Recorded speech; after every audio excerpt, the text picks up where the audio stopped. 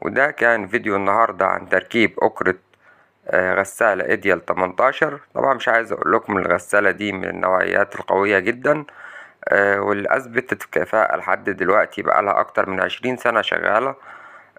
قطع غيارها الاصلية موجودة في السوق. اتمنى لو الفيديو عجبك تعمل اعجاب للفيديو وتعمل اشتراك للقناة علشان يوصلك كل فيديوهاتنا الجديدة. ومش هتحتاج في الغسالة دي اكتر من بيبة 7 ومفك صليبة عشان تغير الأكرة.